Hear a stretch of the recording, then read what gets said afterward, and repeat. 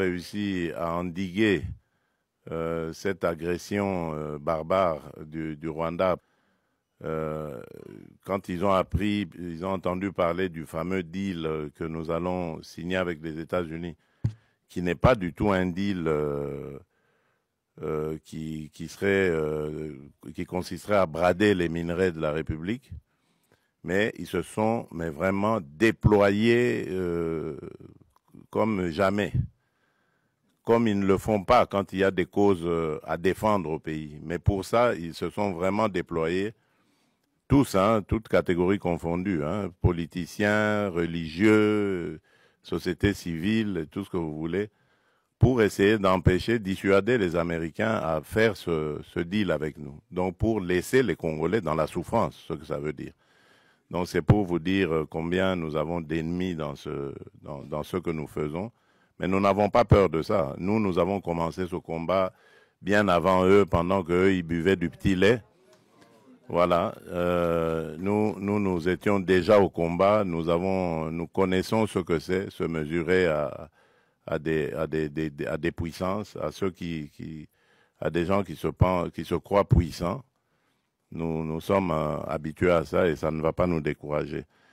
Alors, tout ce que je peux vous dire, c'est par rapport à ce qui s'est passé hier. Vous pouvez suivre vous-même parce qu'il n'y avait pas de secret dans ce qui s'est passé. Je l'ai fait ouvertement.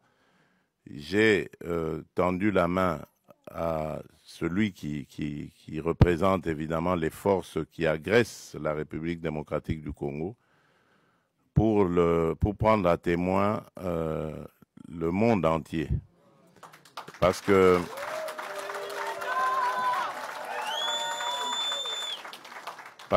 depuis un certain temps, vous ne le savez pas, c'est des batailles qui se passent dans les milieux diplomatiques. Vous n'êtes pas forcément toujours au courant, mais les initiés peuvent le savoir. Depuis un certain temps, on nous faisait passer, nous les victimes, comme étant des va-t-en-guerre, alors que c'est nous qui sommes agressés et que nous avions, en tant que victimes, le droit de nous défendre. Eh bien, mais dans ce droit que nous exercions de nous défendre, on commençait à vouloir nous présenter comme des gens qui ne voulaient pas la paix, qui voulaient la guerre. Et donc, moi, j'ai voulu montrer au monde entier que ce n'était pas vrai, que nous sommes les premiers à vouloir la paix. Et puisque nous voulons cette paix, ben, je tends la main maintenant pour dire, OK, alors, puisque vous dites que c'est nous qui voulions la guerre, ben maintenant je dis, nous voulons la paix, alors répondez à cela. Et vous avez vous-même suivi la réponse. Voilà.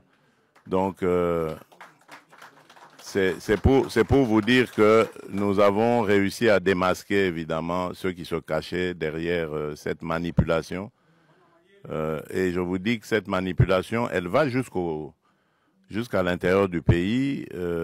Tous ceux qui parlent de dialogue et tout ça, qui présentent aussi à leur manière les choses en disant, voilà, on ne veut pas du dialogue. Oui, on ne veut pas de ce dialogue-là. Oui. Celui-là, on n'en veut pas. On veut d'un dialogue entre Congolais qui sont tous contre cette agression. La seule chose que je demande à ces gens qui veulent le dialogue, c'est d'abord de condamner l'agresseur, de le nommer clairement et de le condamner. Et là, alors, on va dire, ce sont des patriotes qui peuvent se mettre à nos côtés pour parler dialogue. On ne parle pas dialogue avec des émissaires des agresseurs, qui d'ailleurs, quand ils arrivent à la table des discussions, parlent que d'intérêts des agresseurs. Ils ne parlent pas des intérêts des Congolais. Il n'y a rien qui concerne les Congolais. Tout est tourné sur comment est-ce que on va. Alors ça, moi j'ai dit, ça n'arrivera plus, en tout cas à moins qu'on me dégomme, on me tue, mais tant que je serai vivant, ça n'arrivera pas. Ça n'arrivera pas parce que c'est à cause de ça que nous sommes toujours dans nos problèmes ici. toutes ces farces qu'ils ont appelées dialogue et ceci, cela, qui se sont terminées par des brassages, des mixages, des unions nationales ou que sais-je encore. Et c'est tout ça qui a amené les problèmes que nous avons. Et donc moi, j'ai dit plus jamais. Donc je veux bien qu'on discute des problèmes du pays, parce que comme dans tous les autres pays, notre